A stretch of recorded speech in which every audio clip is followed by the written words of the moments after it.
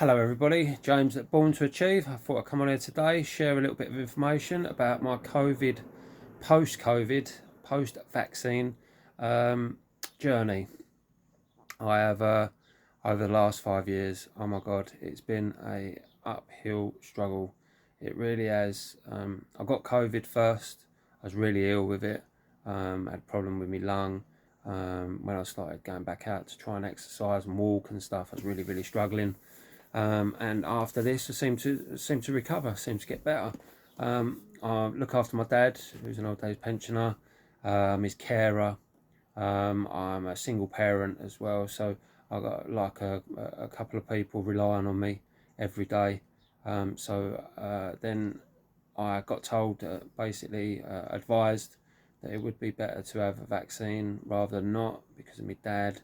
He's at risk and stuff, so he's a vulnerable person. So obviously, I don't even have flu jabs, to be honest with you. So I was kind of against it a little bit, and plus I'd already had COVID itself. And but yeah, so to my regret, I took the vaccine.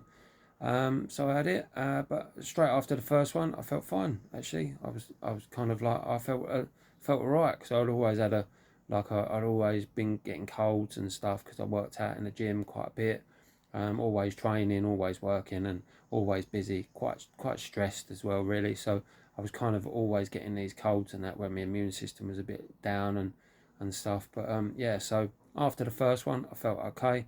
A little while later, it must have been a few months later, they said like, oh, we've got to have a second one now. So and I was kind of umming and ahhing whether to have it done or not. And but yeah, so to my regret again, I had it again.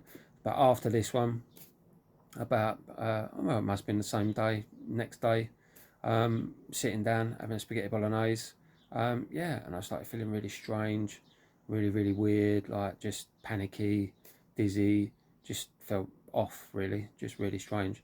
So yeah, so after that it was kind of then all of a sudden it was porridge oats I couldn't eat, and then I couldn't drink milk, and then I couldn't eat my eggs, then I couldn't have tomatoes, then it was potatoes. Then I was kind of like running out of foods to eat, and then all of a sudden it was a trip over the hospital, high blood pressure, palpitations, irregular heart rate. So my heart rate was like through the roof. Like blood pressure was kind of up there as well, peaking at kind of 170 over 105, and so at the eyes on one occasion. So yeah, so I started panicking about this, thinking, oh my God, what is going on? What is really happening with me? The doctors and nurses, no one really had any kind of answers for me. I don't drink, I don't smoke, I don't take drugs. At that point, I'd been kind of sober and clean for about a year. So it was a little bit strange, but I didn't connect the dots at first. Obviously, I didn't even think about the COVID vaccine, and whether it was that was contributing to the way that I was feeling. But at exactly the same time, my dad had the same jabs. We went down together, and a couple of months later, my dad had a stroke. So, and then that's when kind of around this time, the news started coming out about these things happening to people. So then it's kind of like then I started like thinking, oh, that might have something to do with it. So then at that point, there wasn't really any reports about any food allergies coming after the vaccine or COVID. It really doesn't matter whether which one, but in my case, I think it was a bit of both. Yeah, so I at that point I was running out of foods and stuff to eat. Then all of a sudden it was like everything. I kind of started looking into food allergies and why, and then I kind of got to a point where every time I did eat gluten, I'll kind of lose weight. The medication I take for my thyroid, that wasn't working anymore, and that was speeding up my thyroid too much. So then I tried to see a specialist. Obviously, the NHS, they didn't really want me to see a specialist because I was subclinical, not clinical. So you have to you have to be at a certain score to go and see these specialists. So I ended up paying lots and lots of money out, that in the thousands of pounds, still no answers still. It's all that money, all them blood tests, everything come back. All the blood tests were pretty much normal, apart from a couple of the anomalies are thyroid, and I was a bit low in vitamin D. So then I started looking into, okay, so self healing. So then it was kind of like looking to the supplements. What would I have to take? Why have I got this allergic reaction to all these foods when before I didn't have any allergies apart from penicillin from a young age? But I kind of at that point I really hadn't put it all together either. I didn't really pinpoint it to, right, okay, since I've had that vaccine, since I've had COVID, all this kind of started. It was kind of, oh, maybe it's just my age. I was just got into my 40s, and I was thinking maybe it's just an age thing. Maybe I'd like overdone it with the drink and the drugs when I was younger. But obviously that wasn't the case. I've been sober for a long time and stuff. So then I started really doing some research about what what might have happened, and then the research that I've been kind of, and some of the people I got in contact with from a charity. So some of the other people were like mirror images of me. It was kind of, yeah. After the first one, I started like being intolerant to gluten first, and then after the second one, obviously it was always after the second one that it kind of like it just got worse, and then it went on to things like it was gluten, lactose, rice, chemicals, perfumes, dust, mold, and the vaccine had wiped something out somewhere along the line, whether in your gut or wherever. So all these things. So then in the end, I ended up becoming, instead of being subclinical, I ended up becoming clinical because I refused to take the tablets, the levothyroxine for my thyroid. I almost got to a point where I was, they call it a thyroid coma. Um, so I took it right to very, very brink. My TSH, my thyroid hormone, stimulating hormone, was like, it was 168 or something like that. So if anybody's listening to this and they know about things, this is really super, super high. So even 10 is clinical. Yeah, so I took mine. My specialist said to me I'd taken it to the very, very limit, and it was lucky that I was still walking about. But it was, they reckon it was just lucky that I was as fit as I am, healthy as I am, because I couldn't eat any foods. It's I couldn't eat pasta, cheese, eggs, no meat. I was living on like quinoa and buckwheat basically at that point, with a couple of vegetables, and there was a few other vegetables, and a lot of vegetables got like histamine in them, or they got certain chemicals and they're sprayed, and my body just wouldn't tolerate any of that stuff. So I had to take it right back. So in the end, ended up getting to see a specialist, started work on the thyroid, and then after that it was kind of, right, okay, let's find out why I'm allergic, or why my body doesn't tolerate this histamine, lactose, and chemicals and stuff. So I started getting all the books I could on these chemical reactions and these intolerances and stuff. So it's kind of what I've been learning is, like, it can be over time. You've eaten so much crap, so much processed food, and so much like drinking alcohol and wine stuff. They've all got loads of histamine in them, got chemicals in them. You've wiped out your microbiome in your belly.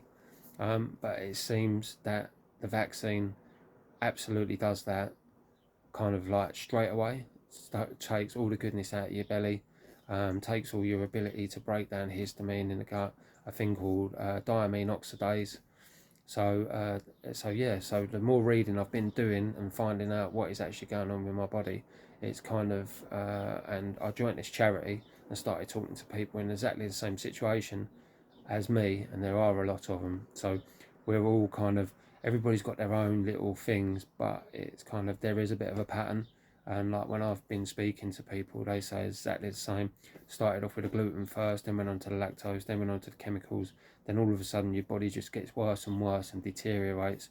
And unless you step in with some supplements and eating the right food and because if you just carried on eating the processed food and not taking the supplements and not doing something about it and not giving your body the ability to break down the histamine and the lactose and the uh, a lot of it is avoidance, but then there's things, obviously, if you go into a building that's a bit mouldy or there's some dust somewhere and that, see, these are the things that kind of you're going to react to, but you don't want your body reacting really, really badly to them. So if you put these things in place, like all the things that I've been sharing, like your vitamin C, your zinc, your calcium, your quercetin, and try and get as much anti-inflammatory properties in the system as you can.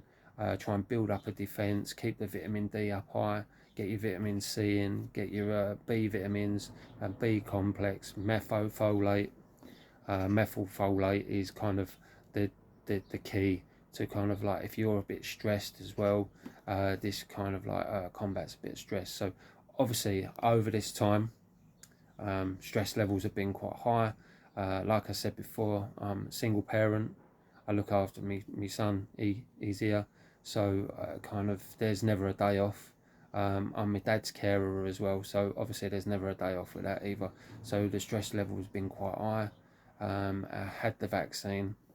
Um, I was busy working quite a lot as well. So, and then I was just neglecting the way that I was eating things, because I was eating stuff, but then I was also treating myself to the bad foods as well, because bad food tastes the best. But it's left me no choice now but to kind of go all in, go totally histamine, really, really low, strict low histamine diet, no gluten, no lactose. Obviously, I said that I'm clean and sober, so there's no alcohol, no drugs, no nothing. So now it's chemicals, and so I can't have no scented candles, I can't have scents in the house, I can't have perfume, I can't have any chemicals in my shampoo and in any soaps or anything like that. So I've got to filter all my water.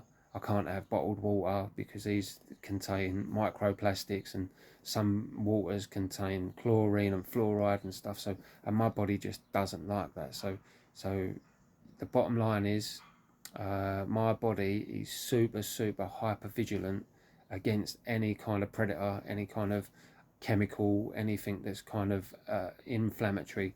So I've been on this journey now for 5 years. Finally found out that's like these. Well, I've got some answers. It's not a definite answer, but look, if you're out there listening to this, I'd just like to say that at some points, like if you're just tired, you're irritable, you're down, you kind of, you just feel like, oh my God, I ain't got no energy for today at all. And you just, I feel like I've met a lot of people ever since they said they've had the vaccine or they've had COVID. Ever since then, they've never felt the same. So this was me. It's like my dad's exactly the same.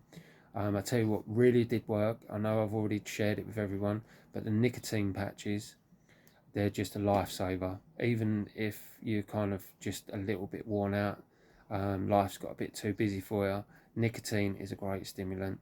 It really is. It's really good for rest and digest as well. So it kind of gets into the vagus nerve, and relaxes you and puts you in a parasympathetic state. So instead of being in that sympathetic kind of fight or flight, this puts you in the rest and digest. If even if you haven't got these issues with the COVID and you're just watching this video, just give it a go. They're kind of, I think they was £12 for a few patches.